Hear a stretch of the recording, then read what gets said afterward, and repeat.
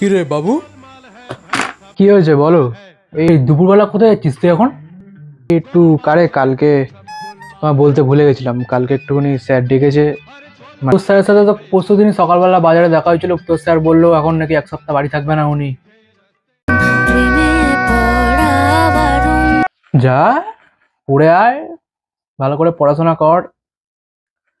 কিন্তু জানিস বাবু, ভাগ্যিস তুই ছেলে হয়েছিলি। যদি তুই মেয়ে হতিস, আমারও হয়তো আজকে রাত্রে ঘুম হতো না। এটা আমার ভুল ভাবনাও হতে পারে, কারণ 1 বছর আগেও এক বাবা মা তার ছেলেকে হারিয়েছিল। আবার সেই 1 বছর পর কোনো বাবা মা তার মেয়েকে হারালো।